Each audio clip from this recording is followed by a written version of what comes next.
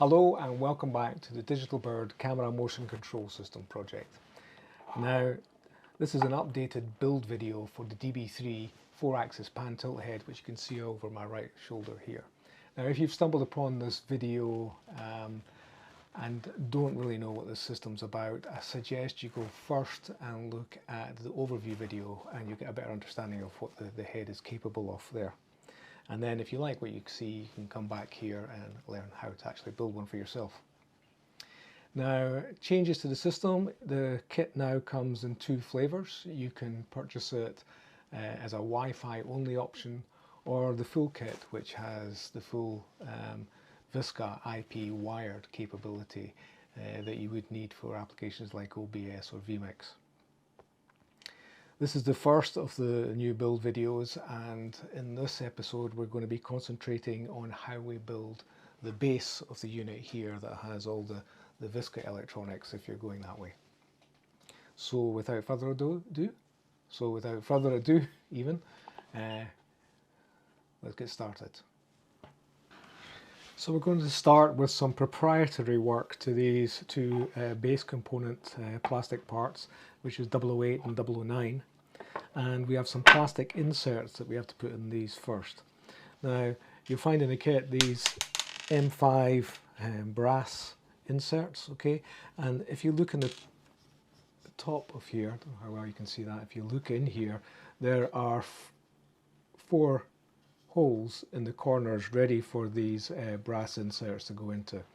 Now, because these inserts are so small, we can just use the soldering iron technique for putting them in place. So I've got my little soldering iron here heated up and ready to go.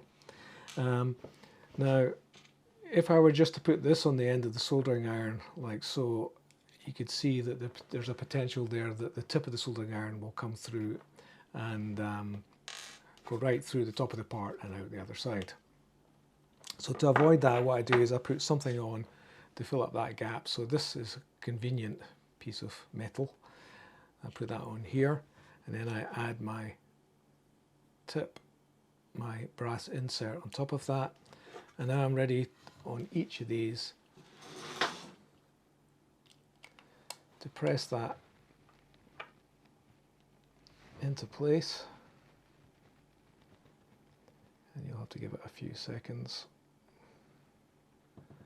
but it will slowly but surely, I don't know if I can give you an image of that, start to sink down. There we go, into place. And once it's all the way in, we can take that out of the way.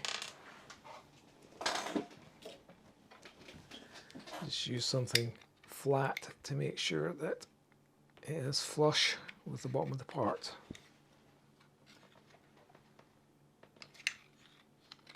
Okay, so that's one in. We'll do the other 4.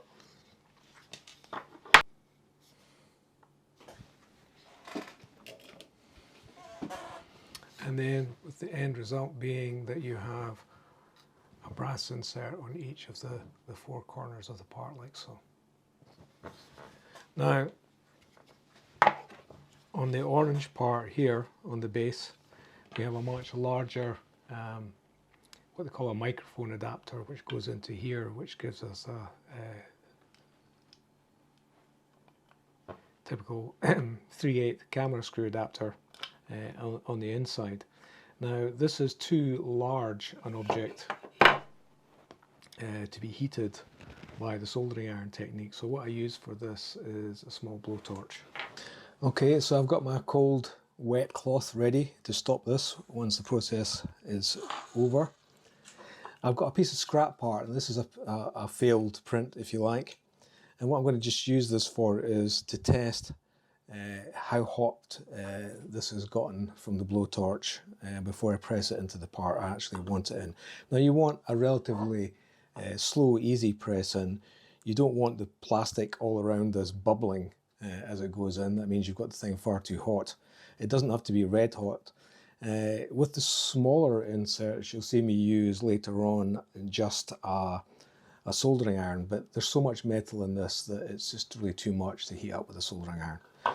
Anyway, let's go through this process once more.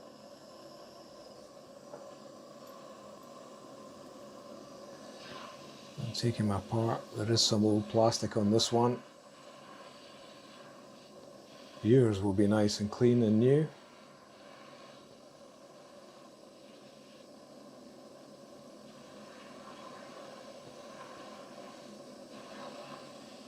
I'm just going to see if that's enough.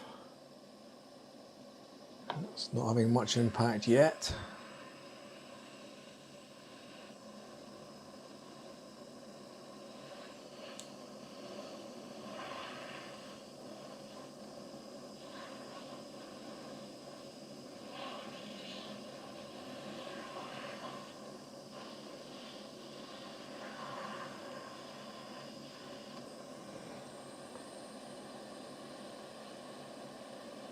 Yeah, that's about ready now. I'm starting to make marks on this. So I'll put it onto here. Yeah, let it go down. Go down fairly straight. And when I get just above the surface, I'll just turn it over, press it straight down until I see it's flush. Take my cold cloth and just put some water in there, cool that off.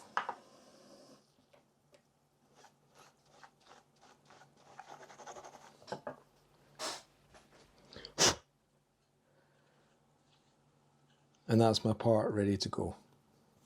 Oh, I've managed to make a nice plastic burn mark on my desk, but never mind. Okay, so that's the first stage, if you like, of this process. So with our inserts in place, in the bottom of here and in the four corners of this part, this next step is where the different flavors of head diverge slightly. If you're just building the Wi-Fi head, then you have a nice simple cable that comes like this, the harness that comes out of the base. Now if we pull the coax cable out of this just now, put that to one side, it will come in the kit ready prepared with you with this plate on it, and this plate will be slightly different between the Visca version.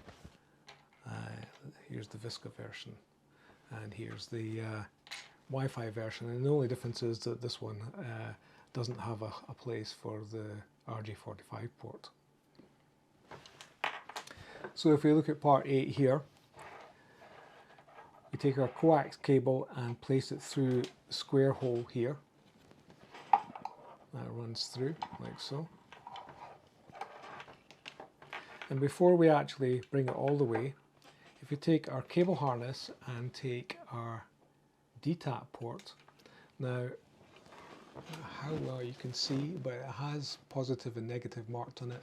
The positive should be on the same side as the SDI port, and that just drops into the small slot in here, okay, like so. Then when we bring our plate over, that should come and press in, and that covers that DTAP port. With that in place, we can take one of the very small screws in the pack, like so. And there's a small hole in the face there. That screw goes in there and just holds that in place. Now, if I can find a screwdriver, that is. I'll be back. Okay, so the next step is we have this little keeper which helps stop this heavier coaxial cable from pulling out. What we can do then is that there's a little, you can see that there's a little notch in that part here for the cable to go round the back here and up out through that notch. And so what I'll do is just put the cable over that, bend it slightly so it comes out of that notch. It's hard to show this.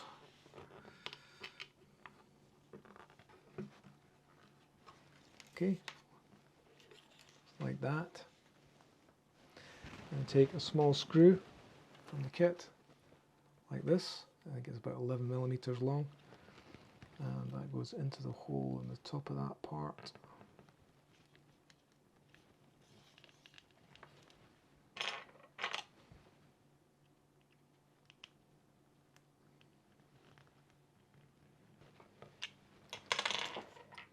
Into the base like so. Okay, and that'll come round, kink about there, and come up out of the base like so. At this point you can put this cable in under the shrink wrap that covers the other cables, like that, and pull it up through.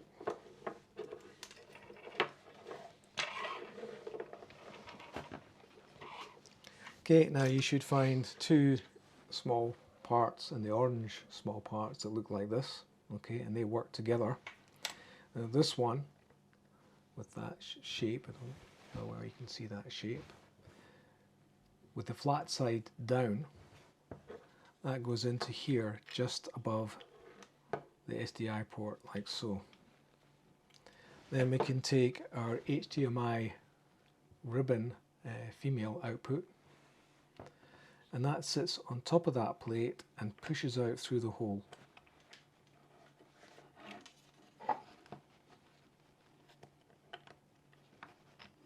Like so. And it should just press in, and you'll find that the bottom of that, the board for that, pushes against the black plastic piece here. Now before we put this plate in place, there's a little slot in the top of it, flat side up this time. That goes in there. And on these little boards there are two, either side where the cable goes in, there are two little black lugs. You can just snap those open. Okay. And with the shiny side of our HDMI cable up the way,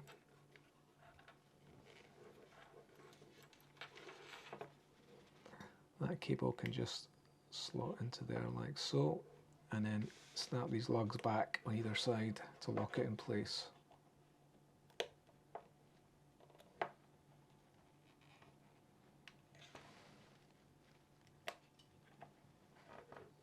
Like so.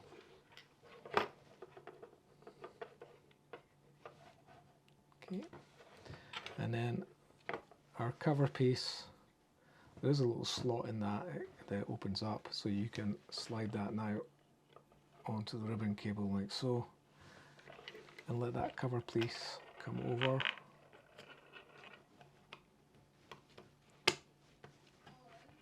And down like that.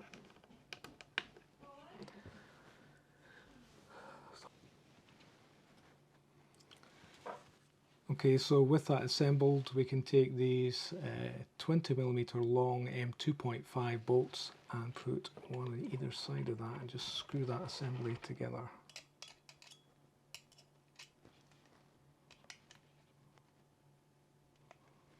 Like so.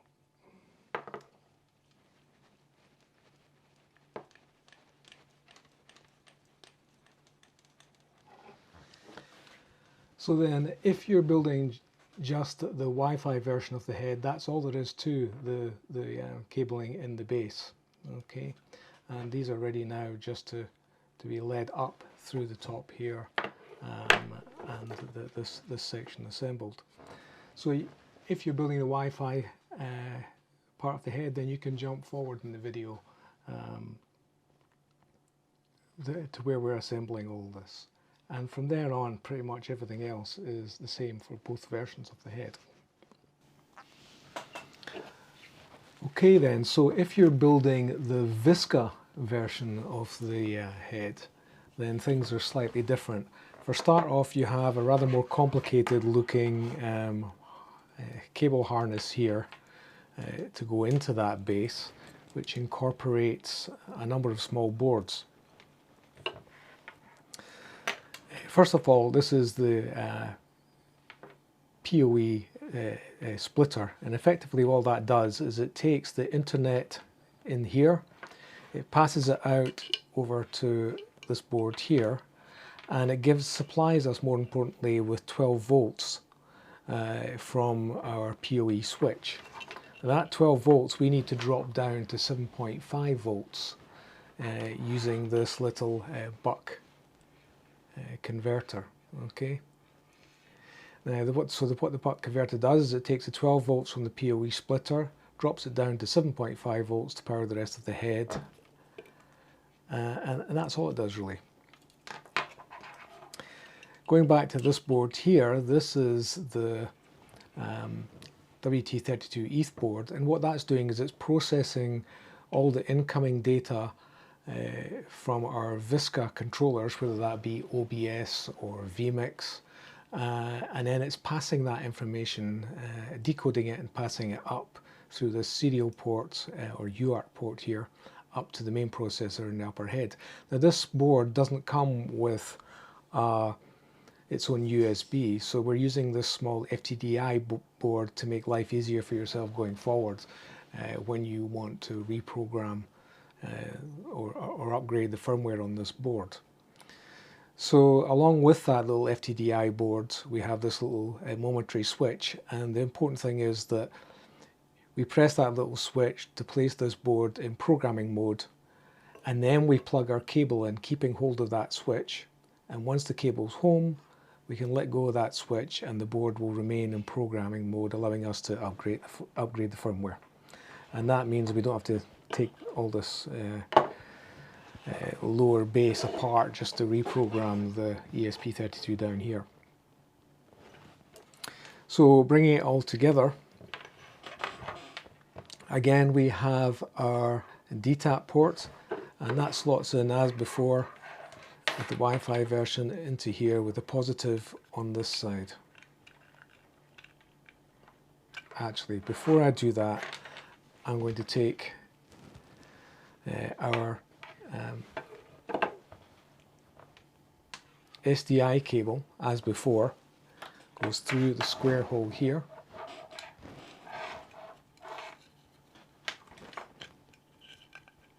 Okay, and fits like so.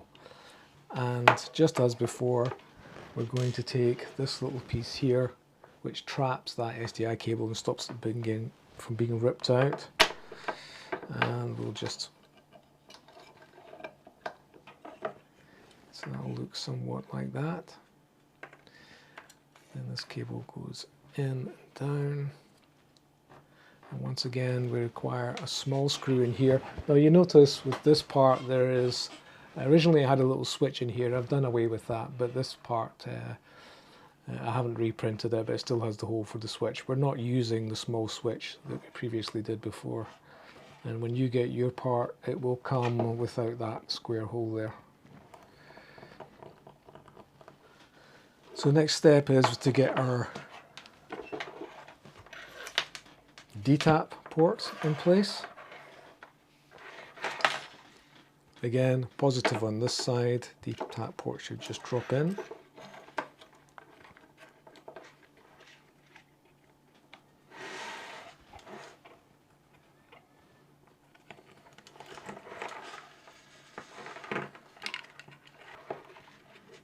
Okay, lesson learned. Before you screw that in place, put the DTAP port in place, like so.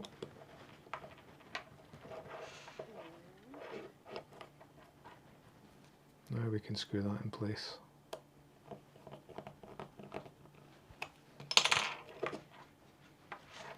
Okay.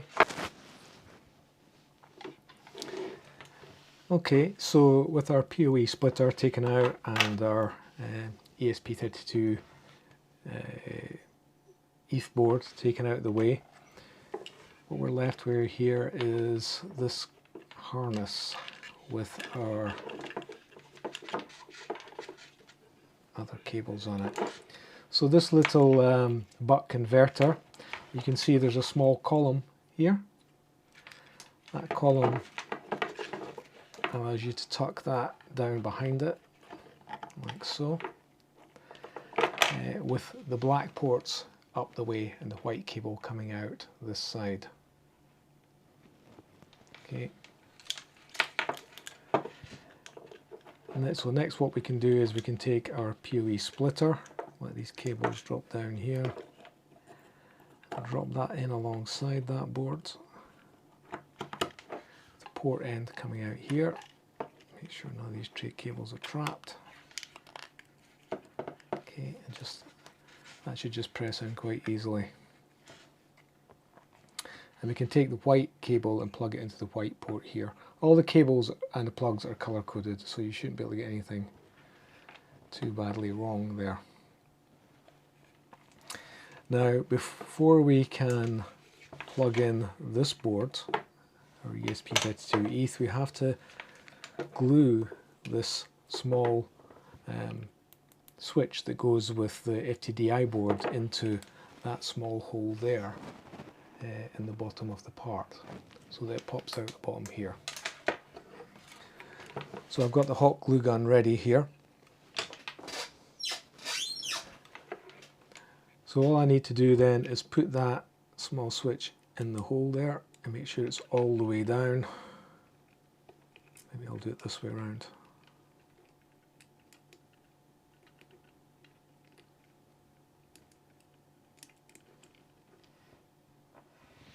Okay.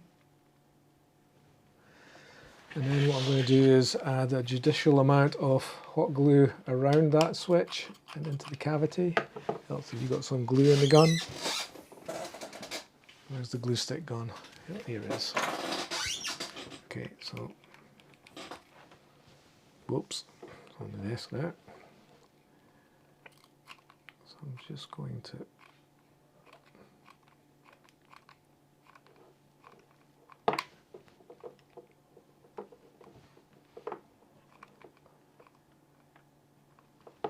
fill up that cavity, just about fill it up with hot glue. Don't touch hot glue. It's hot.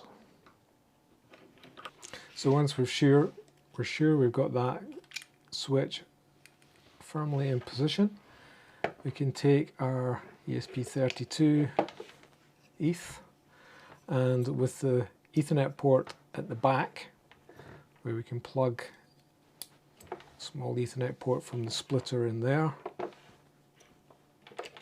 Bring these cables out of the way, and you should be able to just drop your ESP32 ETH in like so. Okay, and then just tuck these cables down. It's very important that all the cables are inside this perimeter. When this part comes down on top, that flat top part is going to come hard down onto this if it's properly in place. So you don't want any of these cables getting in the way of that. So just tuck them in there behind the components.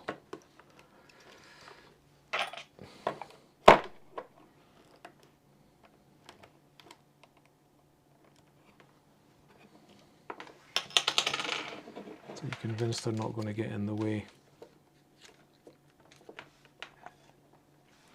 Now we can take this 4-pin and plug it in here.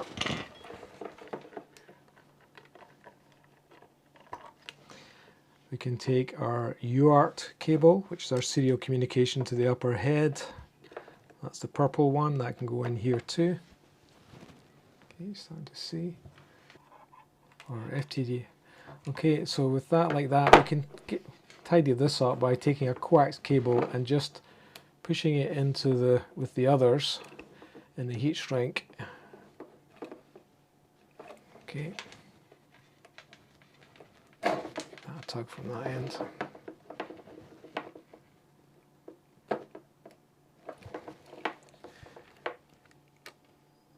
That's good. So last but not least, for these boards we have this small FTDI board and a red cable. Now the red cable is power to our ESP32, so that can plug into the red port, like so. And our FTDI board then just needs to drop down in this gap here. You can see it. So that comes along, and with the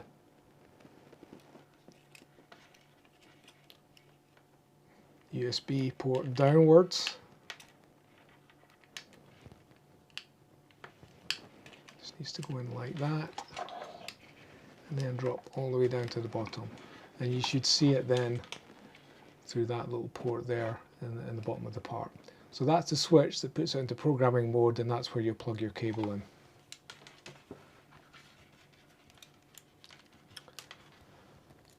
So let's take a look now at these cables. Push that one a bit further up. Right about there. So now we can take, once again, this small piece, which is going to work with one of our HDMI pass-throughs. This piece, as before, goes in here, creates a small tray for that to sit on, and then this piece comes along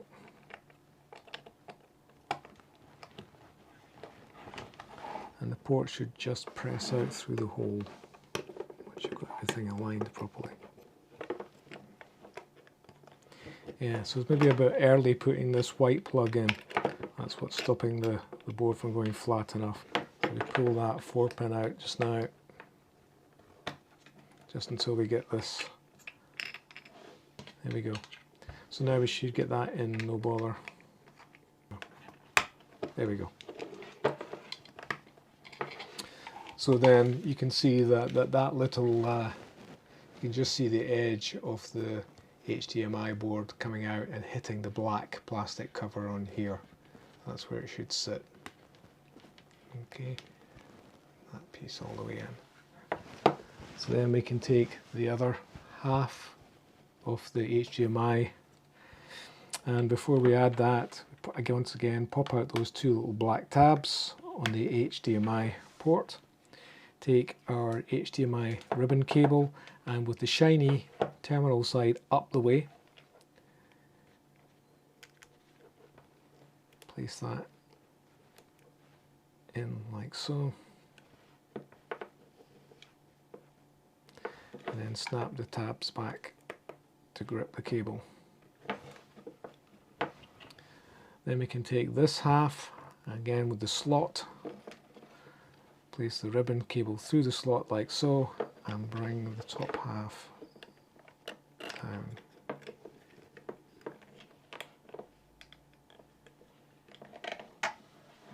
Onto here. Just before I put that top half on, what I'm going to do is plug that cable in now. So plug that 4-port back in, because it may be underneath that. There we go. Now we can assemble this like so. Take our two M2.5 20mm long cap heads, and one on each side of that port to grip it. Screw those home.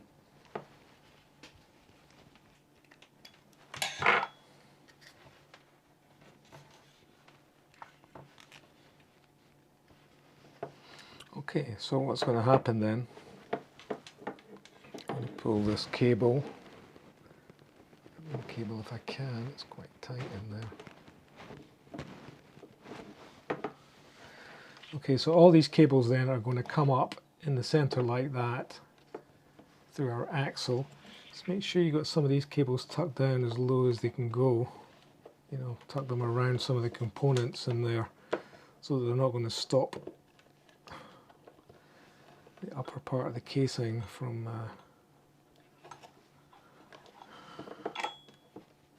so nothing, as I say, should come above the face of here, and nothing should be trapped on the face of there between this part and this part.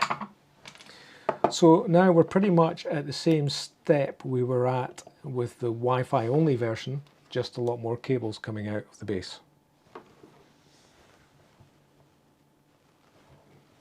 Should look like so.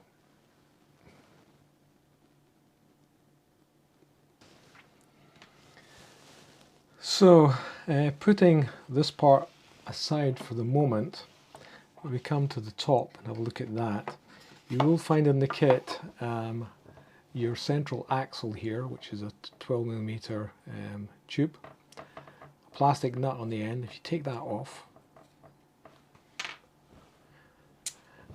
now I've started putting a little bit of shrink wrap on here because of the imperfect fit you get with these bearings. A little bit of shrink wrap just gives you a closer fit, and that kind of stops any sideways movement on that bearing, within that bearing. If I could find something like that that was better engineered and better fitted a bearing, I would, but so far I haven't, and this is the cheapest solution other than getting something made, which would be extremely expensive. So the next step is to assemble this cog, okay, and this is the main pan cog for the head, and for that we need some super glue. And what I'm going to do is take the thicker base part without the teeth and place my shaft up through the center here until it just shows through. Take the super glue, and on this face with the small dimple, I'm going to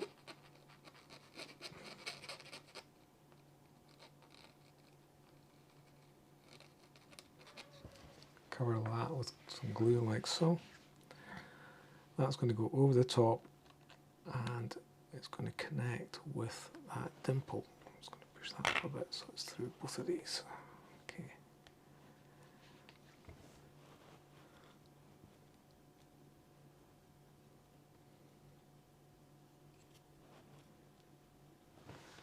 And that's that cog complete, except for, you notice on the top face here there's another small hole, and that's for our 6x3mm standard magnet. Now that is not an encoder magnet, okay? That is just a standard magnet. Don't be putting your diametrically magnetized encoder magnet.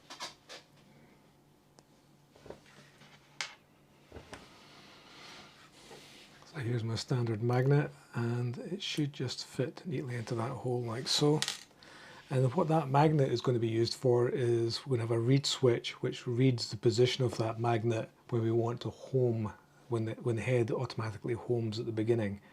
So it will turn it until it finds that magnet, stop, and then return to the home position. So we drop some super glue into here.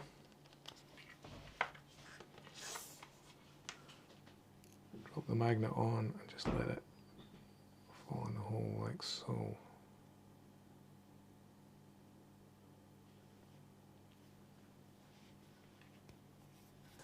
Okay, so now we're ready to assemble this top cover.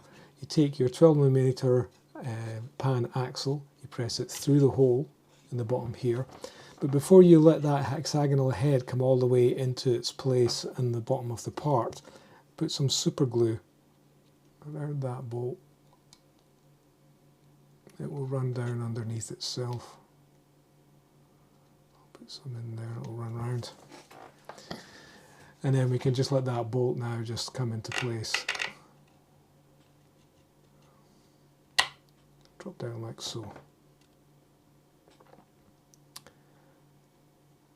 And once that's firmly in place, we can just leave that to set. What we do now is we take our cog, like so, it goes over here.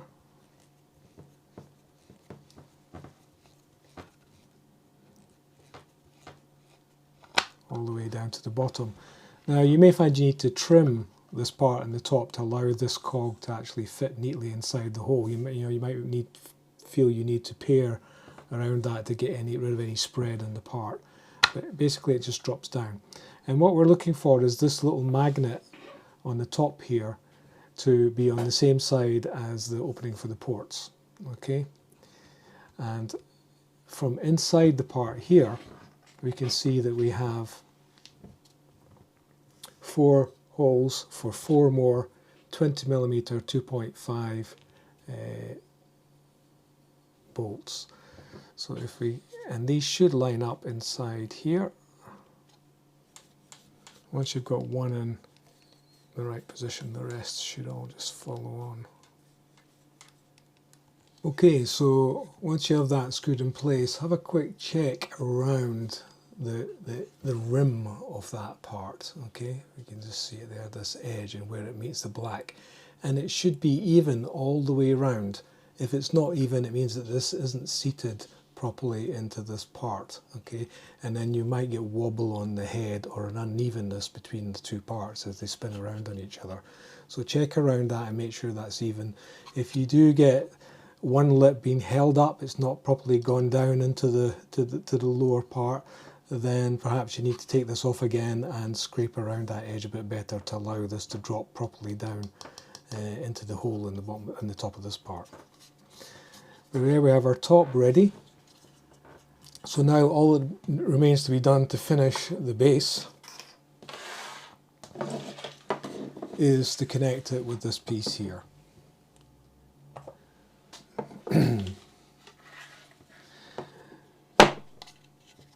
Okay, so our cables are going to come through here, and obviously the things to check, our cables are going to go up through the hole here. This plate is going to be flush with the top of this plate, so make sure that the cables in the top of here don't rise above this point here or are going to be pushed down into there. Check that the magnet on your cog is on the same side as the port window here on the edge. You can see that. Okay. So what we can then do is take our cables, and the first one, we can take the ones with the plastic ends first. That's what I usually do.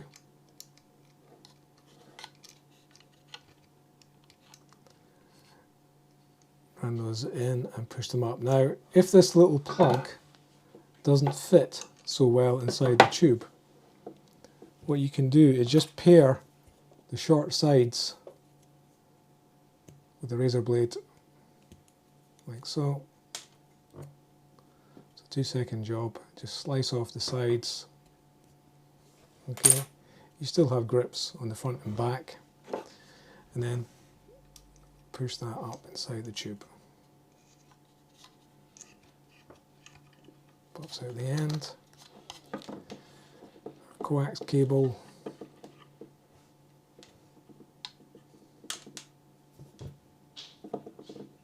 Our 14-volt supply.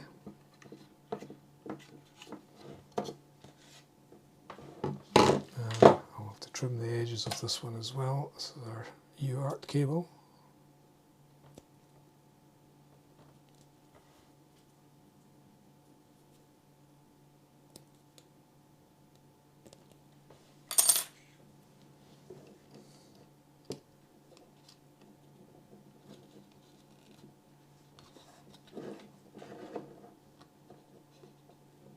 Okay, so we'll put this cable in last.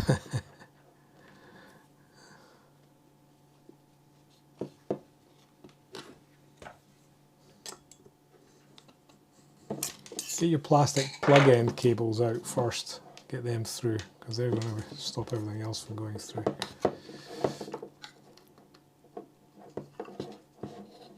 Okay, and last but not least, and take special care of this, your HDMI ribbon cable, and you want to be kind of gentle with how that enters the tube.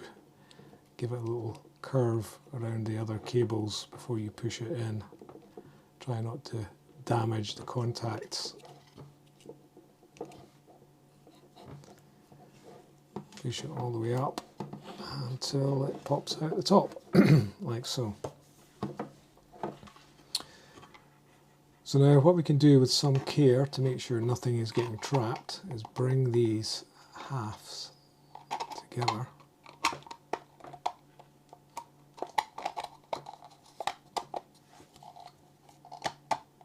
Okay.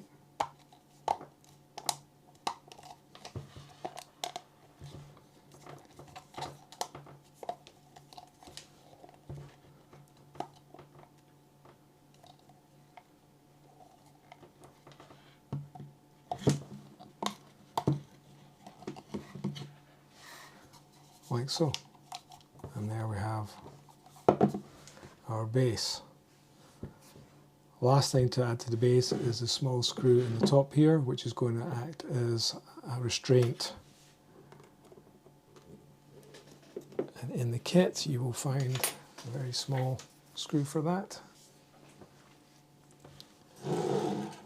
So all we need to do now to complete the base is find one. It will come in a pack of two, one for the top and one for the top of here, of these pan stops, and they're just going to stop over rotation of the head, and they're M3, about 6mm long, and easy to lose.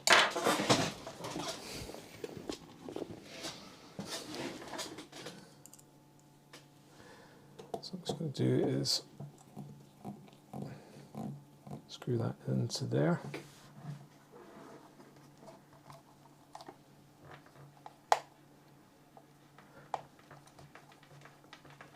As I say, there will be a partner screw on the upper part of the head to stop the head from over rotating. If the head were allowed to over rotate and just continuously keep rotating, then these cables would ultimately just get ripped out of their housings. Okay, you leave it maybe a couple of millimeters proud. It can be adjusted later when you do the top. So the last step for the base is to put in these 4 40mm long low profile bolts, okay, like this. And they go onto each corner of the base.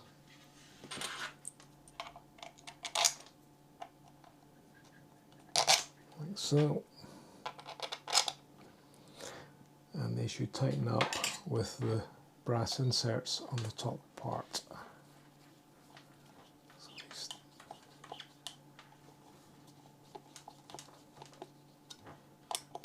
I like to tighten up opposite corners.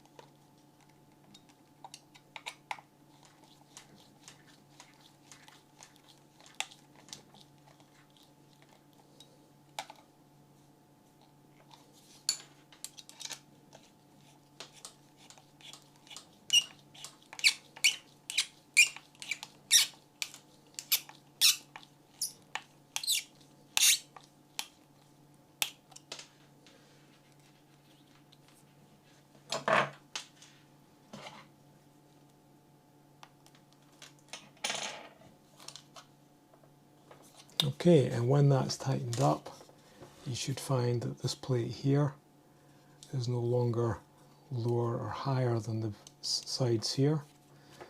And that's it. Okay, thank you for watching. That is the end of this episode. We now have a complete base ready for the PTZ head's upper part to attach to. So part 2 will be moving on to the upper part of the head and putting the rest of the drive components in place. Hope you stick with me.